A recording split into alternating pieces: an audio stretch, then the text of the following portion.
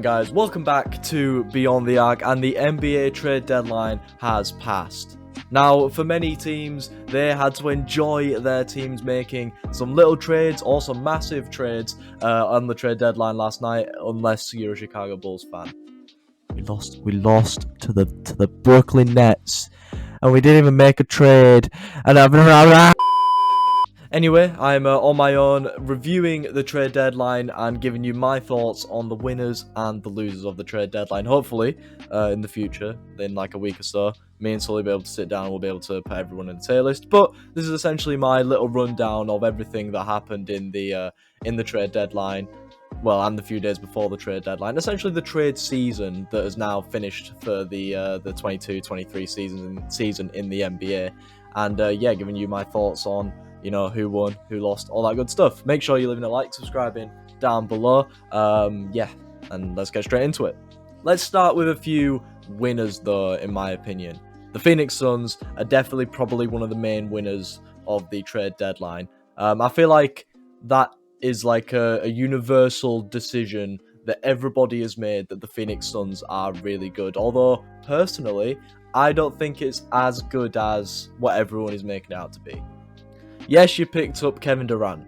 Well done. Kevin Durant is one of the best players in the NBA, and picking him up to go alongside Chris Paul, Devin Booker, and DeAndre Ayton, who they didn't give up for some reason, that starting four, that core four, is unbelievably dangerous. But this is where it gets a bit sticky.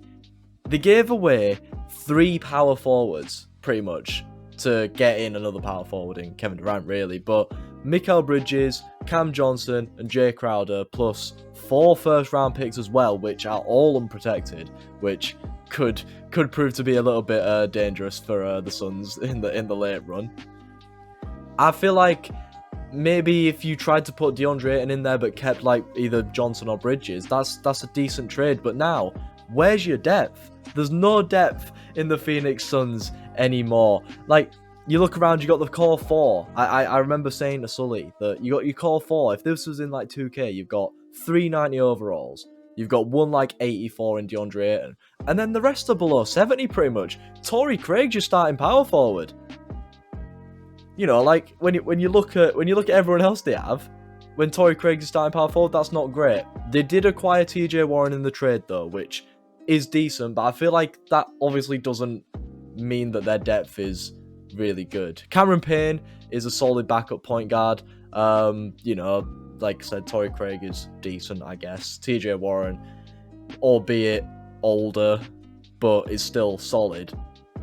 Otherwise, I don't think the Suns have the advantage really when it comes to the depth. Like once that core 4 goes off, then it's a little bit of a sticky one. Plus, if any of them get injured, KD can get injured sometimes. Devin Booker's just come back from an injury. DeAndre Ayton ain't exactly the most reliable player at the moment, especially at the Suns. But the Suns are now in championship contention again. They're on a decent run of form. Devin Booker's come back. They're starting to play good basketball, starting to pick up more wins. Do I think that adding Kevin Durant's going to make them like the 1 seed? Probably not. I think it's a little bit too late for them to build up ground on the likes of Denver. I think they might be able to pip Memphis to a 2nd seed though. So, if they end up in the 2nd seed, then they're probably going to get to the finals. But I don't think it's going to be as easy as everyone says it will be. When super teams are formed, it's very rare that actual success comes from it. When the Warriors added DeMarcus Cousins to make that all-star starting 5, and everyone was like, the NBA is ruined, the NBA is ruined. And then, did they win the chip that year?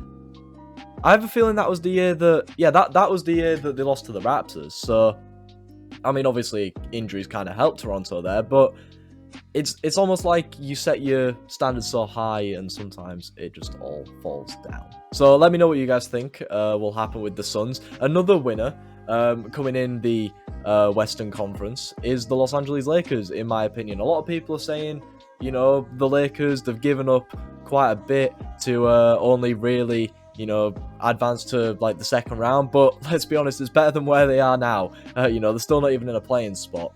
LeBron James is out here breaking all-time scoring records, and yet his team is still losing to the Thunder.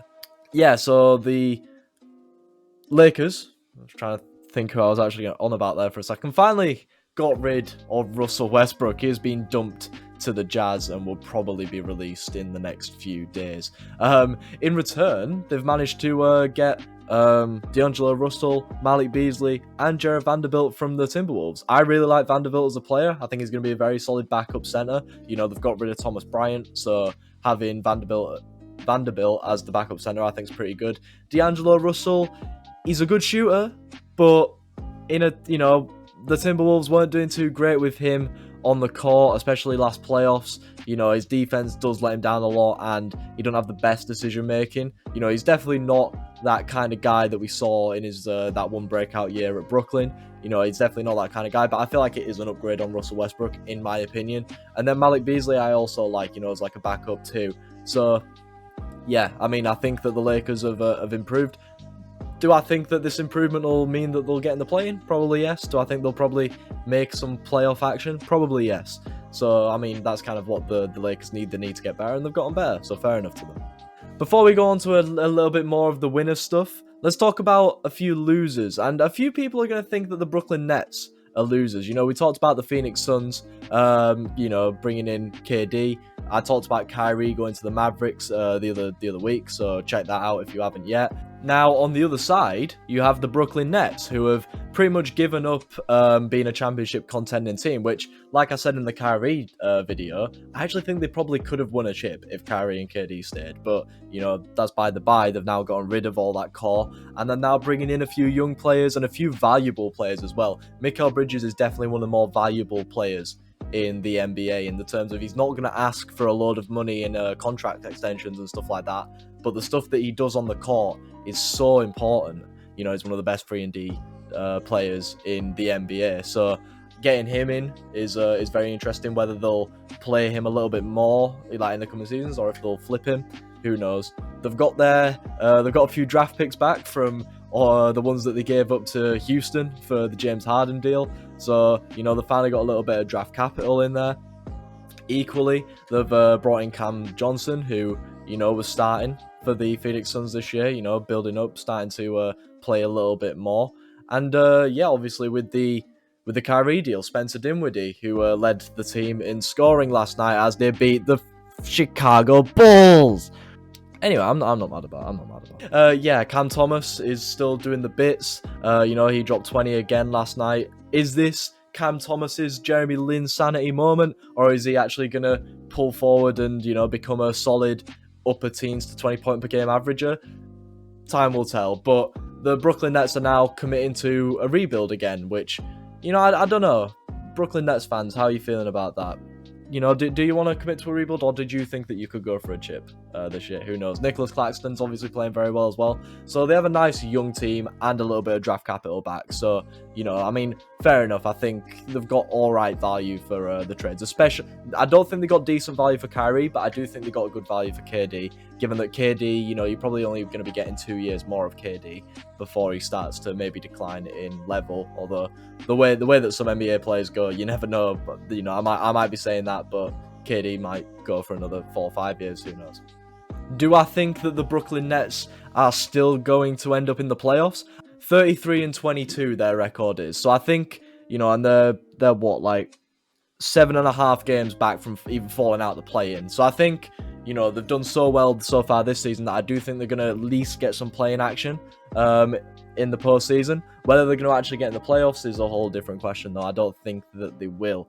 Although, you never know. I think if they can put together a few more, there's only about 25 games left. So if they put together a few decent runs of wins, they might still squeeze in that 6th seed. Is that what the Nets want? I'm not too sure. We'll see. We'll see. Winners also for this trade deadline. I was just thinking, the Nets gave a load of draft picks to Houston. Houston could potentially be winners this trade deadline. Yes, they brought back John Wall. Literally 6 months after they finally dumped him on someone else's doorstep. kind of like the Simpsons meme where he chucks him out and then he goes. You know the one. I'll stick it on the screen. And then yeah, they obviously got John Wall. They're probably going to buy him out, which means, a little bit of extra money for them, although John Wall wasn't on a massive contract. They've gotten rid of Eric Gordon, who was on a decent contract as well. A good veteran. Whenever you say Eric Gordon, you always think Houston Rockets, in my opinion, so it'd be weird to see him on another team. But yeah, now that the Nets are committing to a rebuild, the Rockets are going to get a few of their picks, or at least they're going to have the right to swap a few picks with them if they end up getting like Scoot or Vic this off season and become better than the Nets. So that could be an interesting one to see for the rest of the season and for the next few years in the future, whether Houston will benefit from this KD and Kyrie trade, like a year and a half after James Harden, the guy who they got all the picks for, left. The Golden State Warriors have finally given up on James Wiseman and dumped him to the pit of, an endless void of big men flops that is the Detroit Pistons. The Detroit Pistons now have two big men who were selected second in the draft in Marvin Bagley and James Wiseman, plus Isaiah Stewart, plus Jalen Duren, and they gave up Sadiq Bey for it. Come on, Detroit, what are you really doing here? They probably could have got a little bit more for Sadiq Bey. I always said that James Wiseman probably should have been on like a team such as the Pistons, or anyone like a proper tanking team, just so he can stay out of the limelight a little bit, work on his game, and potentially get better. Golden State ended up getting 5 second-round picks for that James Wiseman deal, which they then flipped into Gary Payton. 5 second-round picks for Gary Payton is mental. I know he was a massive contributor to their championship win last year, but come on, I know the second-round picks as well, but when you just look at it, 5 picks for a role player is absolutely mental. And, Gary Payton left, got paid at the Portland Trailblazers, played 15 games, and now he's back. Gary Payton must be acting a little bit like Thanos at the moment. Finally going back to the Warriors after their failures at the start of the season. And talk about second-round picks. 43 second-round picks were traded yesterday. 43 second-round picks. You get a second-round pick, you get a second-round pick, everyone gets a second-round pick, except the Chicago Bulls, because they didn't trade for anyone. When you talk about who the biggest losers in this year's trade deadline is, it is the Chicago Bulls. But equally, could the Bulls have even done anything? They're in NBA purgatory at the moment. If anything, if they were going to make trades, it'd be to blow it all up.